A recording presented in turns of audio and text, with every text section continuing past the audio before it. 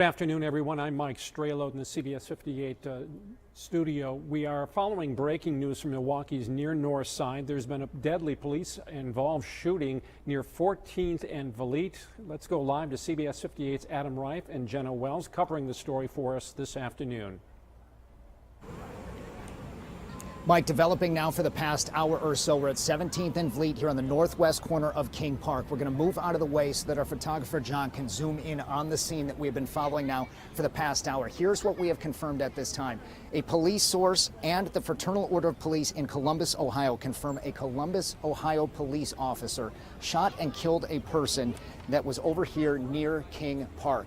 We're trying to ascertain what happened, what led to that shooting. But Jenna, you were one of the first crews here. Tell us what you saw when you got here. That's right, Adam. We were just leaving an area near Marquette University. We were just by Vliet and 13th. That's where we saw the police presence just starting to get ready. They were putting up that police tape, but then kind of spreading out that perimeter as well. There were several police vehicles, EMS vehicles, and many of those unmarked vehicles as well, looking like different crisis teams. We've also heard that the FBI may have been on scene. I saw Marquette University police officers as well as Milwaukee County Sheriff's Office, MPD, and there are some other law enforcement officials here as well. We did hear from the Fraternal Order of Police that Columbus, Ohio police officers were involved in this shooting. No officers were hurt, but we also just recently had confirmed the medical examiner was called to this scene for one adult male. They have an autopsy scheduled for tomorrow. Just to give you an idea of where we are now, we're at 17th and Vliet. So again, when I first saw this, I was on the other side near 13th and Vliet.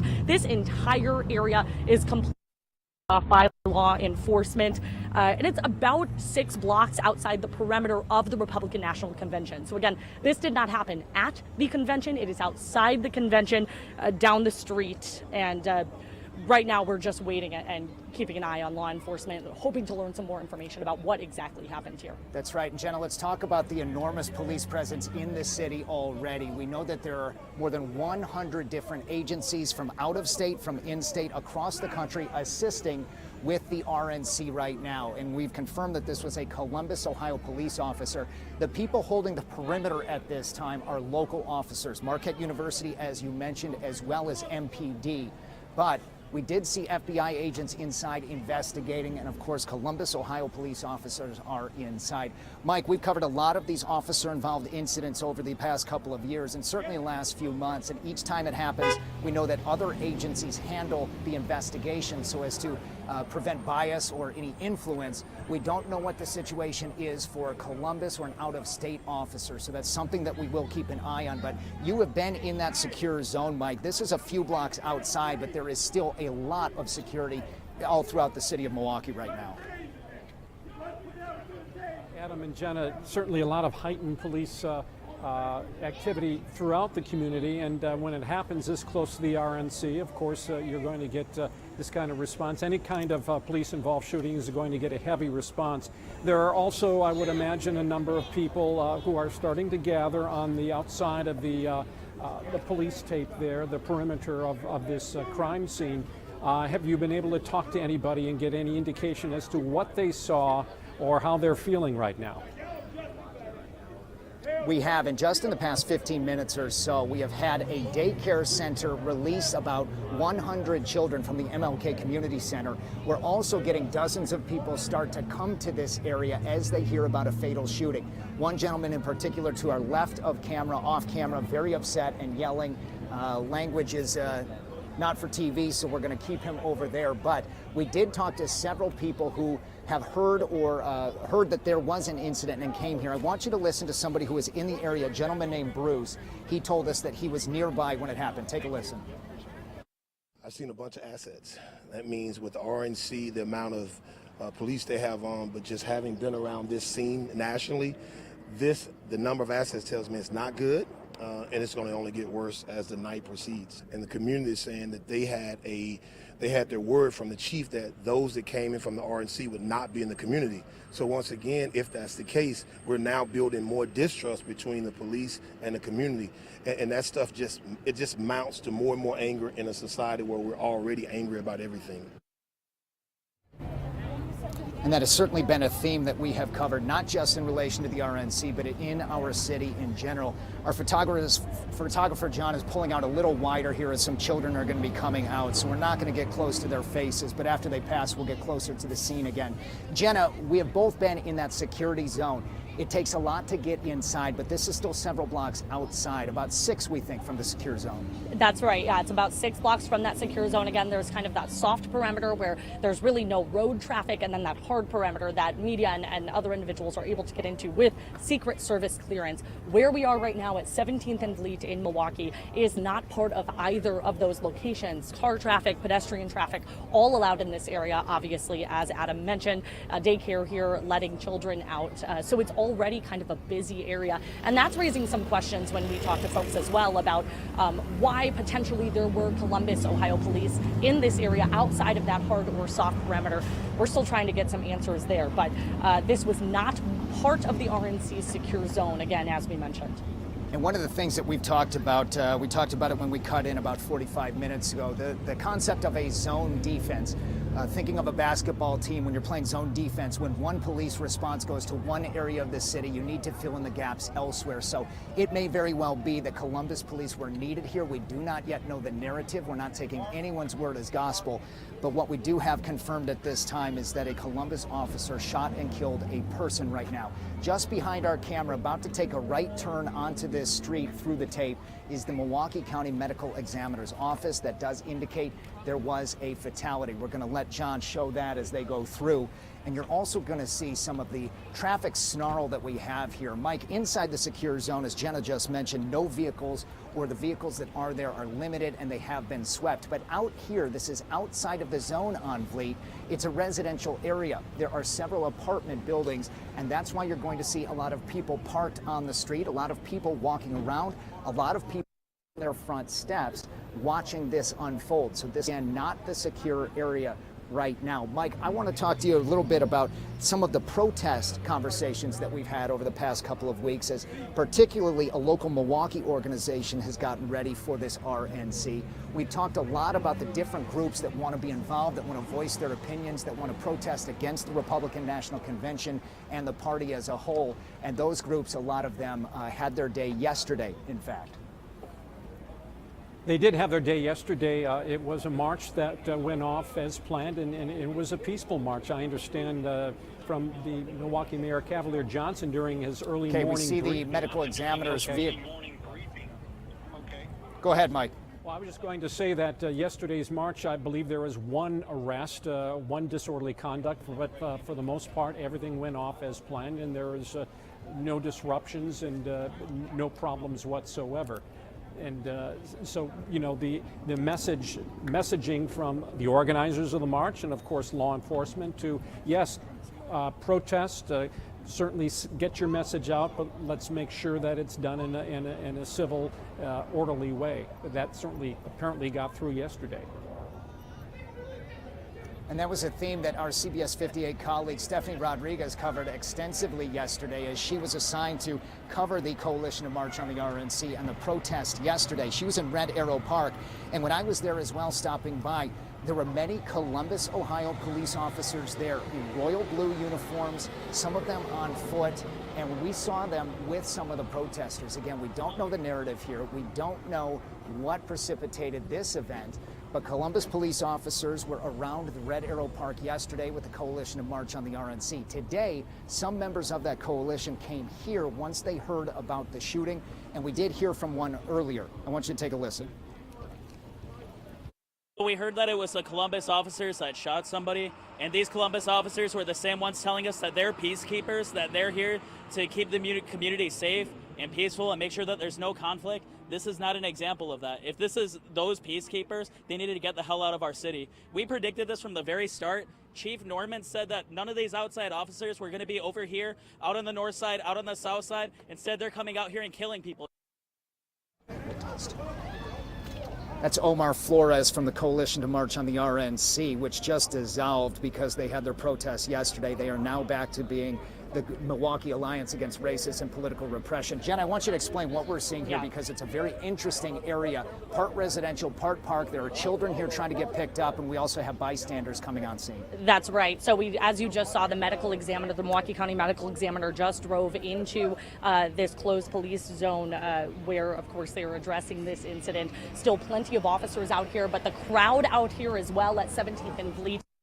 There was a moment where several groups of young children were coming in and out of this school building or the daycare building, their parents picking them up, obviously wondering what was happening for, of course, their safety. And many community members are now coming to this area as well. Some of them yelling at the police, as Adam mentioned earlier, others just trying to figure out exactly what happened here in their neighborhood. Several members of the press here as well, especially with such a large presence due to the RNC being, again, just about 6 blocks away. At this time, the police presence on scene is strictly keeping the perimeter. There's not really crowd control. I should say there's not really a need for it at this time. There are a lot of people to left of camera across the street on the corner taking advantage of some shady trees sitting there. I also want to say, in addition to what Jenna said about what's going on around here, Milwaukee police have said that there will be a media staging area where we are. That indicates that we will get a briefing at some point on the narrative. But again, as we have said all along in many of these incidents, we want to make sure we hear all different perspectives, that we're hearing what happened from a lot of different people. We have a statement from the Fraternal Order of Police in Columbus saying that they are in contact with the Wisconsin State Fraternal Order of Police. But there are a lot of things that will come out of this over the next couple of weeks, a couple of days, and possibly weeks, because we know that a lot of these officer-involved incidents, whether it's an officer firing or whether it's somebody firing towards an officer, it takes a lot of time to navigate what happened, to try to figure out ballistics of what precipitated this. Is there any security video in the area? Is there any doorbell camera in the area? And it takes a long time. Complicated by the fact that we've talked about many times, Mike, that you need an independent agency often to do this investigation. And this will be complicated, I imagine, enormously by the fact that this is an out-of-state police agency. Precisely, Adam. In fact, there are somewhat 63 out-of-state police agencies who are in Milwaukee, obviously working with MPD and state and federal authorities to make sure that the RNC is safe, but also to help out throughout the larger community. And I'm not quite sure as to whether or not, Chief Norman and what his plan was to make sure that areas of the community are certainly kept safe as well, not just that soft and hard security zone, but regular police business has to continue on during this 4-day convention as well. And whether MPD can do that on their own or whether they do need help from the outside agencies to carry that out, I would imagine they would. I've talked to Mayor Cavalier Johnson for the past couple of days in some fashion at some event, and security typically comes up every single time, as you can imagine, for the RNC, especially after Saturday's assassination attempt in Pennsylvania. But what the city leaders have said, what Secret Service leaders have said, and what Brian Schimming of the Wisconsin GOP has said is that the plan that they had in place even before Saturday's shooting in Pennsylvania, the plan that they had in place for security at the RNC was strong enough where they felt they did not need to make major tweaks or major changes to that plan. However, we've been asking about the changes. Is there any, having guns inside the soft perimeter, handguns, does that change the dynamic? It certainly does. One of the big questions we've asked in city agencies and out-of-state agencies is, what is the communication process like? When you bring in 63, as you mentioned, out-of-state agencies, when you have 44 Wisconsin agencies coming in, state police troopers, you have sheriff's departments, you have police officers, the Coast Guard is involved in the maritime restrictions when they have water boats keeping the water clear in the river downtown. When all of those agencies are working together, how do you coordinate that communication response? They are confident that they have it. They've done this before, not just here in Wisconsin, but all across the country. This is, for lack of a better term, routine when we do RNC and DNC every 4 years. But there are so many complications, and this is one of those unanticipated moments that you certainly expect law enforcement has considered the possibility, hey, if we have to shift outside the zone, if something happens blocks away, how do we handle it? But this is a little different, Mike, in that it's now involving officers directly. Adam, in fact, I would imagine that it may take a little extra time for whether it's going to be Police Chief Jeffrey Norman or someone else from MPD who will appear at the media briefing to share with us whatever information they have, that there is some notes that need to be compared, among the different agencies to make sure, they have the accurate information before they release it to those of us here in the news media. One of the things that I'll defer to Jenna here in a moment is the direction that this happened. If we're looking at the map, this is about 6 blocks west. Again, 17th and Vliet, and we are looking east. We think the incident happened at maybe 15th or 16th and Vliet. That is still several blocks west of the perimeter. It is also on the opposite side of the secure zone, the opposite side of the RNC from downtown, from the 3rd Ward, from the public market, from a lot of the restaurants and businesses that they were promoting. Now, the city has done a fine job of welcoming and inviting everybody to visit the entire city as a whole.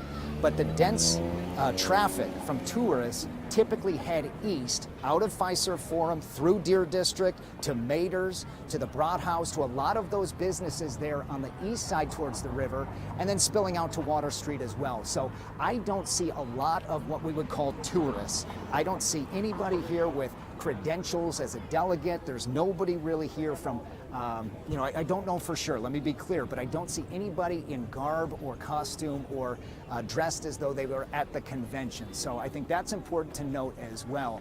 We do have a lot of local people that are interested, curious, upset, and a whole range of emotions right now. Jenna, you were yesterday at the RNC, and it was a very different tone from what we're seeing right here, obviously. Yep, that's exactly what I wanted to mention, Adam. I mean, it's a completely different feeling. When you are in that RNC zone, again, you're going through several levels of security, and actually a lot of the spaces outside of those levels of security were quite quiet yesterday. I mean, we drove through parts of the east side, parts of the 3rd Ward, Brewers Hill, really quite quiet.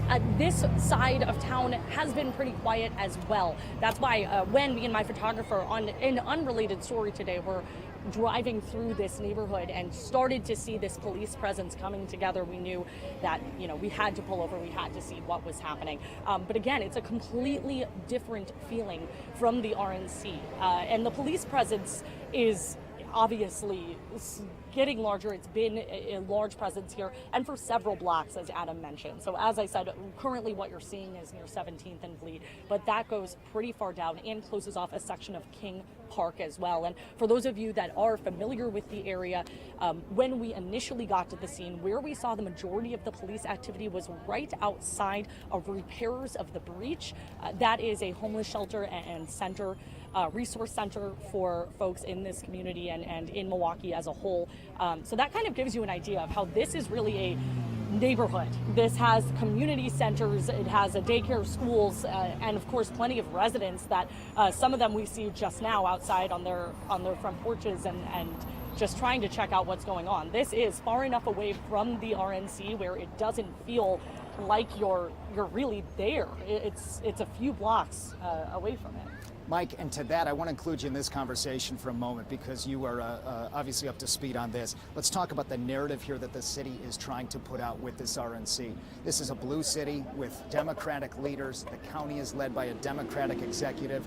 They still wanted to bring the RNC here because they wanted to promote the state of Wisconsin, a purple state. They wanted to promote the city of Milwaukee, generate revenue over the next several years. Just yesterday, Cavalier Johnson said he's heard from people who said they are coming back because they so love the experience they've had so far. This is certainly, Mike, not the narrative that they want out, especially if it involves one of those agencies that was in here to help protect the RNC. Doubt about that. I mean, the mayor said that he was going to be holding these 6:30 morning daily briefings, not so much to comment on, say, what was said the night before at the RNC or the politics of it all. He says people know where I stand, but where I stand as far as this convention is he believes it is a win-win for the city, that if you can attract a convention of this size to Milwaukee and people leave here with a favorable impression that they're going to come back as individuals, as families, as businesses, as conventions. And that was the goal from the beginning, when they certainly received some pushback from those within their own party saying, wait a minute, why would you want to be inviting Republicans to Milwaukee? Well, that is why they felt like this could be a golden opportunity for Milwaukee to certainly showcase everything that this community has to the country and to the world. Now, getting back to law enforcement and responsibilities and where they should be and shouldn't be patrolling. I mean, there are situations, as we saw this morning, where there are VIPs who are going to need law enforcement protection as they go from different places outside of the security zone. For example, Senator Tim Scott from South Carolina, who gave a rousing speech last night. He went up to an event on Martin Luther King Drive, about a couple of miles north of Fiserv Forum. So my guess is, he's going to need a certain amount of security detail that would require perhaps Columbus PD or someone else who is in town to make sure that they get to where they need to go safely as well. That's an excellent point, Mike, because there are nearly 100 official events and probably many more that have not been announced because they're not open to the public, whether they're private for the state delegations or party events. But a lot of them are happening outside of that secure area. People have rented restaurants and bars and convention halls and centers all throughout this area. We've talked about the the New Hampshire delegation, rather, is in Lake Geneva at the Abbey Resort. We've talked about states that are all throughout this area within a 1 mile or a 1 hour radius even further. And so, yes, that would require, if dignitaries are going, not just, escorts throughout downtown trying to get the former president or his family or Speaker Johnson or J.D. Vance now, getting them to their hotels and back and forth to where they need to be, but it also getting, regular dignitaries from state coalitions and state delegations. So that's an excellent point that it may not be out of the ordinary to have out of agency departments in this area or any other of the state. In fact, at 5 o'clock, we had planned on covering another event that was outside the security zone. So that would be another example, the possibility, we don't know for sure, but a possibility they would need police protection, or at least a presence rather. And with more than 100 agencies to provide that, it could be one of the out-of-state ones. I do want to mention, when I talked to a city official yesterday on Background, he mentioned that in addition to the mayor's 6:30 news conference every morning, where they get to set the agenda, talk about the day, address any minor issues, and again, until now, there were no major ones to deal with at the RNC, but we talk to Cavalier Johnson every morning at 6:30 this week. Amanda Becker's done a fine job at those news conferences. Those 6:30 briefings to the media come after a 5:45 a.m. early morning private call amongst law enforcement. We don't know how many people are. Essentially, law enforcement communicate with each other about what they need to do, what they have seen, perimeter issues, security issues, anything that needs to be tweaked. As you can imagine, the RNC is not just a set it and forget it event. Events of the day impact what happens each day. It also changes what they need to do each day. And just now, I have not seen this until just now, but I'm starting to see a Coast Guard helicopter. I would guess that that's roughly over the river right now, though it's hard to say. It looks about a mile away. John is zooming in on it now. We don't know if that's in response to this incident because it's certainly not coming our way yet, but just gives you another reminder of the enormity of this law enforcement response. And getting back to that 5:45 a.m. Meeting, that's with city leaders and law enforcement officials as well. And we just want to reset here. Think about the hierarchy of who's involved in keeping this RNC safe. The Secret Service, you have state police, you have Milwaukee police, you have state troopers, you have the sheriff's office here in the county, and then you have those 63 out-of-state agencies, the 44 in-state. I've said those numbers several times now, but trying to coordinate that effort takes a lot. And we know from talking to our police, when we have isolated incidents here, it's a tough job in the first place. We've covered tragedy when officers are the target of violence. We've also covered tragedy when community members are the target of violence. So there's a lot to keep track of right now. We're trying to not show too many faces here, but these seem to be some teenagers heading back towards the community center. We're going to try not to show them too much, but we have mentioned, Mike, many times the apartment complex is on this street. This is apparently open to those who need to get into that center.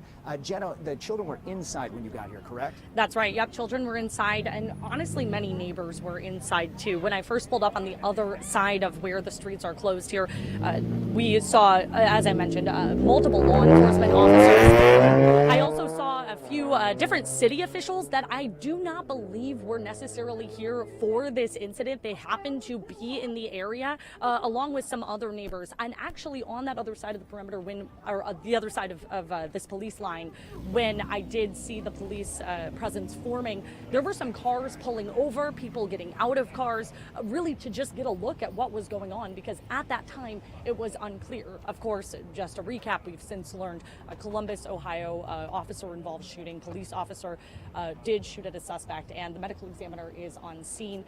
Now, on this other side of the police line, we've seen children coming in and out of this building.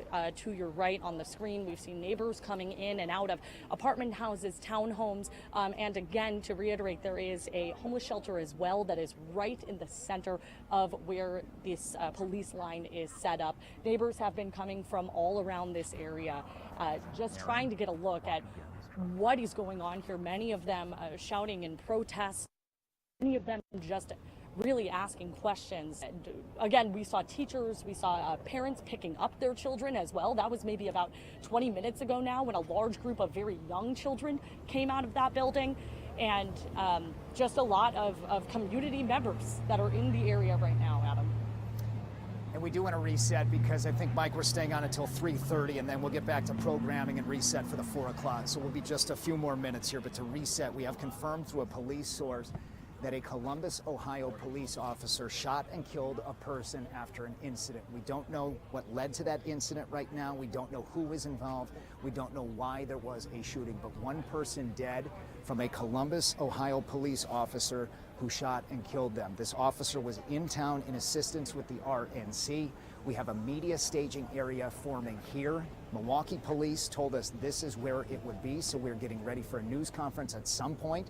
There's a lot of information to gather at this scene, a lot of jurisdictions to communicate with, a lot of people to interview, so we don't know when that will be. MPD is typically cautious, making sure that they have information that they can confirm, obviously, before they go on with the news conference. So we will be in waiting here, ready for that to start. We have multiple crews on the scene gathering information. You've heard from witnesses, you've heard from people who were in the area when it happened, you heard from people who came to the area after hearing about it. But there is a massive media presence in this city for the RNC, and many of those outlets have sent crews to this area because they heard about the officer-involved incident. I'm looking to the left of camera here as we show you the incident area. I'm looking at about 10 tripods and cameras getting ready for this, many still photographers, many newspaper reporters, and several radio reporters as well. So it is not just the regular Milwaukee press corps that has heard about this. There are also, I should say, several security officers. Many crews, many stations, many outlets, including ours, have hired security officers. So outside the perimeter, very secure. Officers have kept King Park taped so that nobody can get in, only official vehicles in and out. But we will be ready to, as soon as MPD gives new information, and they are the ones, again, calling for that media staging area. There may be a briefing coming from somebody higher up the chain, as this is, the possibility that this is not an MPD operation. That's quite possible, Adam, even though it did take place outside of the RNC security zone. If we could put up a map briefly here, just to give people an idea as to where this is all taking place. You can see here where the shooting took place at 14th and Vliet. That's just on the north end of downtown. The soft security zone is about 6 blocks away. 5 serve form about a mile or so.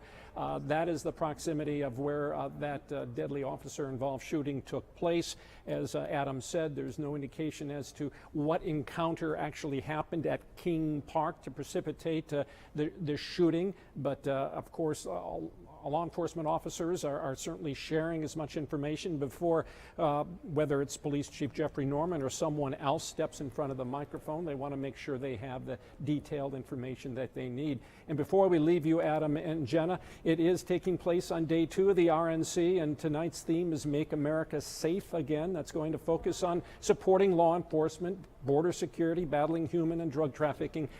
No indication, of course, whether anything like this is going to work its way into any of the speeches or so forth. But again, just because of the proximity to the RNC and the enormity of what took place, there certainly is much more attention to it.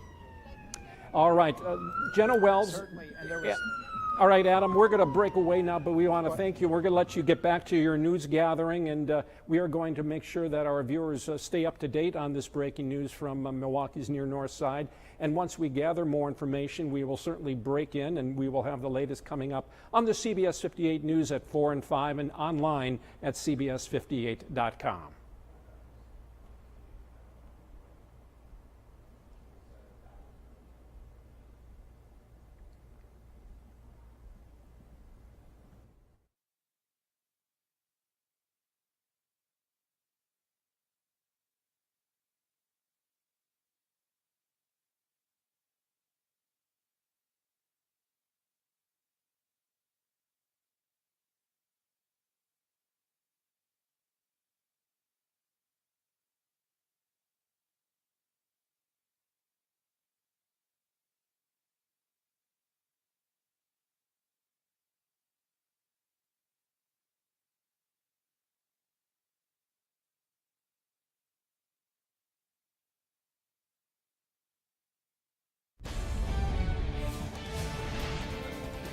You're watching the CBS 58 News at 4.